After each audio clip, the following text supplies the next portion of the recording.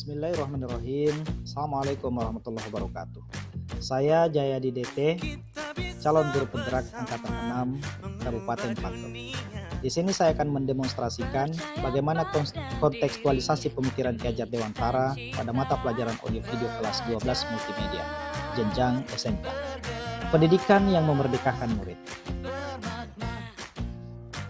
Ki Hajar Dewantara menjelaskan bahwa tujuan pendidikan adalah menuntun segala kodrat yang ada pada anak, agar mereka dapat mencapai keselamatan dan kebahagiaan yang setinggi-tinggi, baik sebagai manusia maupun anggota masyarakat. Dengan demikian, guru hanya dapat menuntun tumbuh atau hidupnya kodrat yang ada pada anak.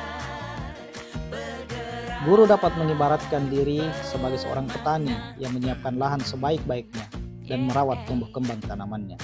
Sebiji jagung akan tumbuh sebagai jagung dan tidak mungkin sang guru mengubah jagung menjadi padi. Ki Hajar Dewantara mengatakan bahwa guru adalah pamong. Murid diberi kebebasan, namun pamong menuntun dan mengarahkan murid agar tidak salah arah dan membahayakan dirinya, serta agar murid menemukan kemerdekaan belajarnya. Nah, bagaimana hakikat kemerdekaan menurut pemikiran Ki Hajar Dewantara? Ki Hajar Dewantara mengatakan, merdeka tidak hanya terlepas dari perintah, akan tetapi juga cakap, kuat, memerintah diri sendiri.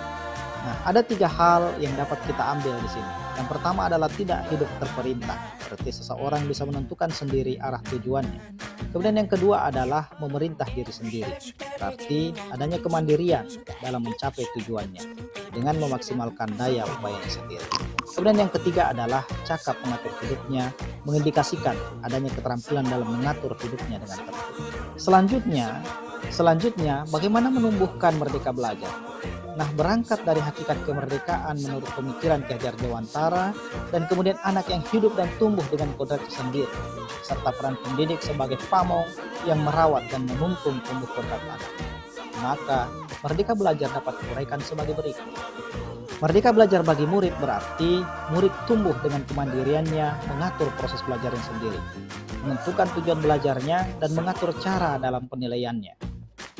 Kemudian, bagi guru, merdeka belajar berarti melibatkan murid dalam penentuan tujuan belajar, kemudian memberikan pilihan atau cara dalam proses belajar, kemudian melakukan refleksi terhadap proses dan hasil belajar. Dari poin-poin merdeka belajar tersebut, kita akan melakukan praktik pendidikan yang memerdekakan murid. Setidaknya ada beberapa poin yang kami berikan di sini sebagai bentuk praktik memerdekakan murid.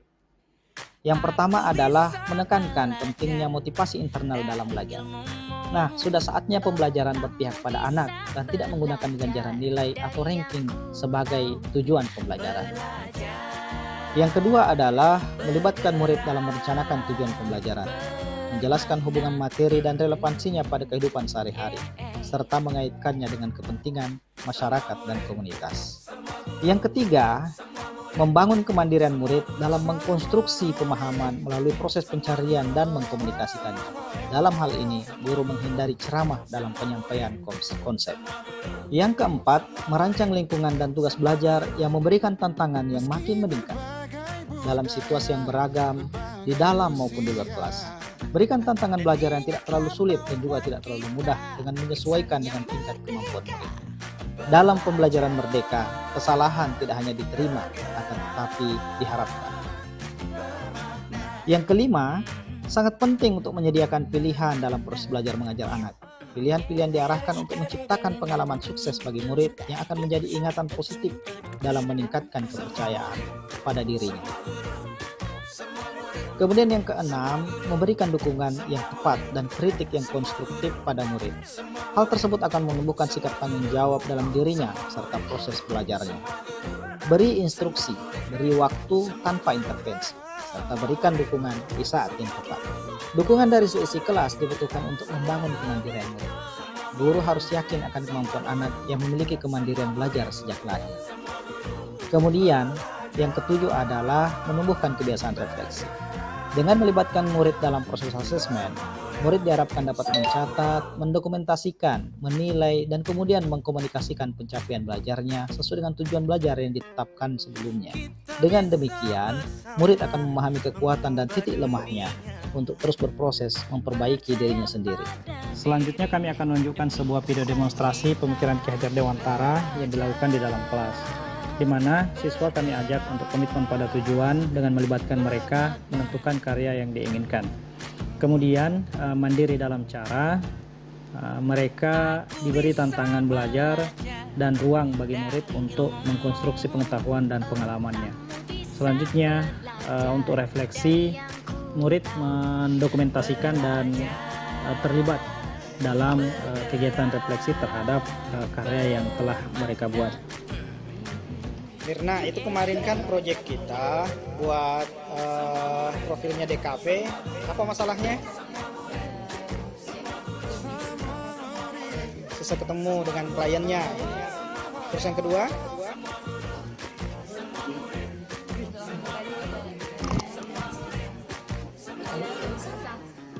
Teman-teman kelompok susah bergerak.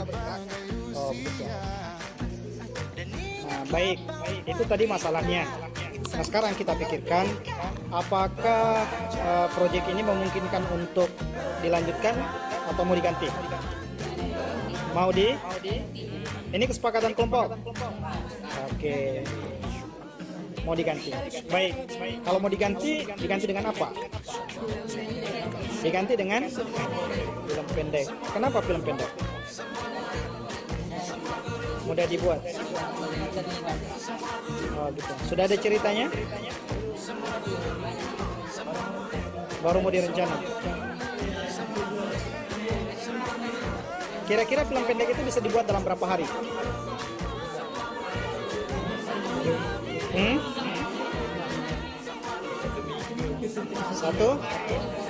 Satu minggu.